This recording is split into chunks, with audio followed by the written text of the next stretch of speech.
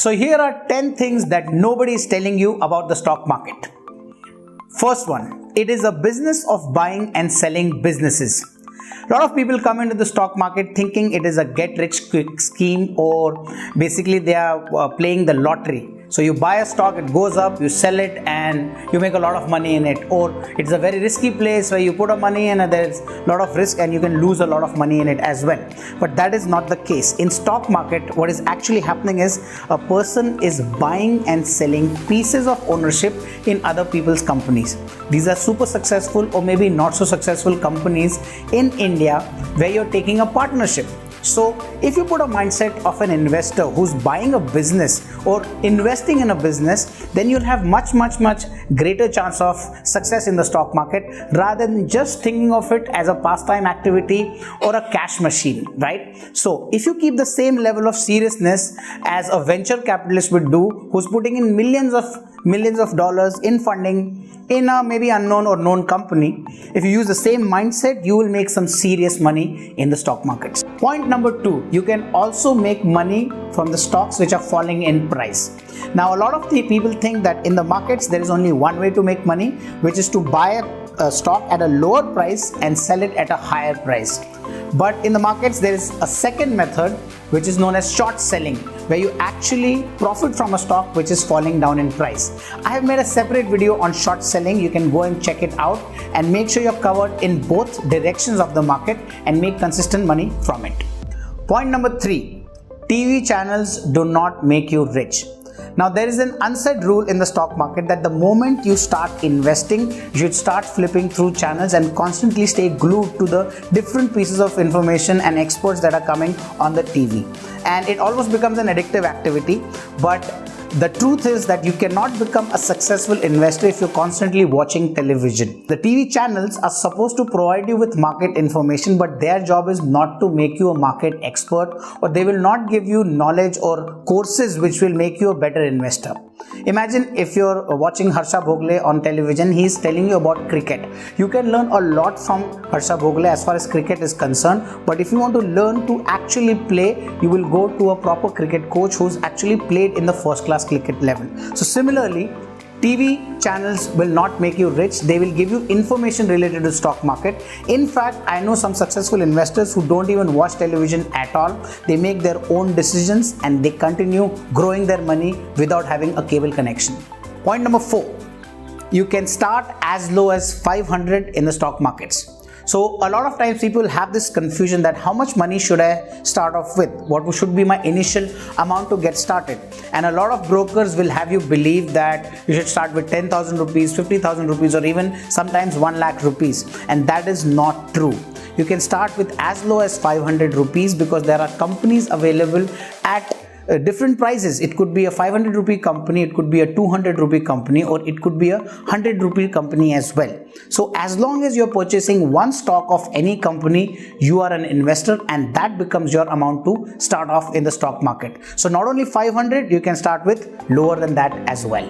Point number 5, stock market was invented as a second source of income. So a lot of people think that to become successful, you need to become a market professional and you need to do 24 hours, you have to be in the markets.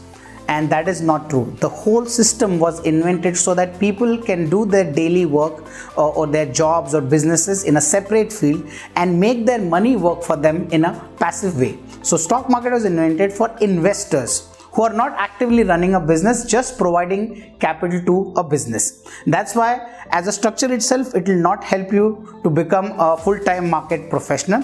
You can become a full-time professional who's associated with the market like a broker or an advisor or a research analyst. But becoming a full-time investor is basically your job is not to do anything.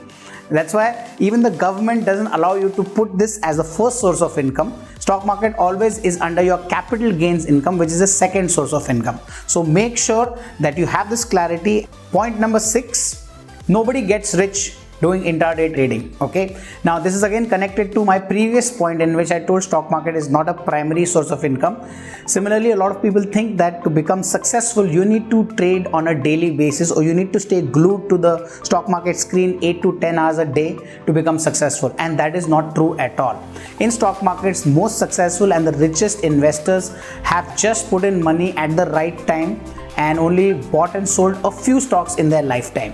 So daily buying and selling of stock is not going to make you successful, because that is again adding to your physical work, and that is not what the market was anyways designed for. So make sure you are not getting swayed away by brokers and television channels who are glorifying intraday trading, because for them it's a daily source of income.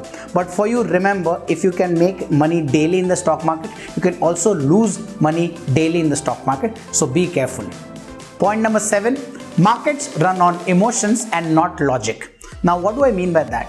The money that is invested in the stock market is of regular people who are putting their hard-earned money to use. So the reactions of the market, or the way prices of stocks go up and down, are completely based on how people are feeling about a company and not logically thinking about a company. So if a company is doing well, they will put money into it. If the company is doing bad, according to their feelings and not logic, they start putting money out of the market.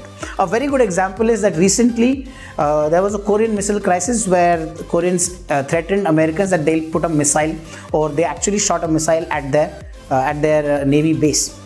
Okay, and the markets in India started falling down. Now there is no logic to this particular reaction, because there is no Korean company listed in the Indian stock markets. But because there was a fear set around, there was negativity around, people started pulling money out of Indian stock markets as well. And this is how people usually react to a logical situation in an emotional fashion. And that's why if you want to make better decisions in the stock market, instead of just using pure logic, have an understanding of people's emotional reactions as well. Point number 8. Brokers are not experts, but they are also not evil people. Now, what do I mean by that? A lot of people think that because a broker is closely connected to the stock markets, they might have the right kind of information, or they might have the best possible information for you to become successful in the stock markets. But that is not true. A broker's profession is to help you buy and sell stocks, not personally buy and sell or select good stocks. So make sure you're not getting swayed away by brokers' promises. You do your own research and find out on your own what stocks to buy and sell. At the same time, don't turn broker into a villain as well. Most brokers are doing their job of just providing you with a financial service. There are a lot of brokers who are also using unethical practices to churn money from their investors or misguiding the investors. But there are only few brokers who actually do that. But because of the television industry or the Hollywood movies that we have seen, we tend to make every broker into a bad person or an evil person, and that is absolutely not true. Point number 9, and this is the point which made me enter the stock markets as well. And if you have even 1% doubt of coming into the stock market, you should listen carefully. You can insure your stocks portfolio. What do I mean by that? Just like you can buy insurance on a car, and if it crashes, the insurance company gives you a lot of money to cover up those losses.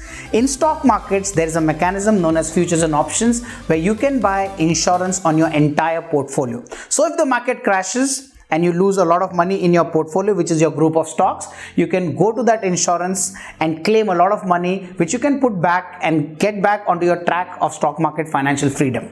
Now, I've made a special course on this known as derivatives. I highly encourage you to go and check it out so that you're absolutely sure and safe when entering into the stock markets.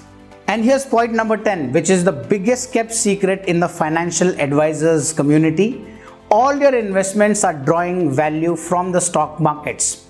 Mutual funds are investing your money in the stock markets. Insurance companies are putting money heavily into the stock markets. The bank fixed deposit that you're making 6% or 7% on is gaining their income from these corporations, which are again listed in the stock market. In fact, the real estate investments that you have done which are gaining value is because of the development, and any area develops because of big companies being set around, big businesses coming around. So the point is, if anyway all your investments are going into the stock markets, why not put some direct money into the markets and make direct gains which are going to be way larger and better than all these three investments that you have as an option.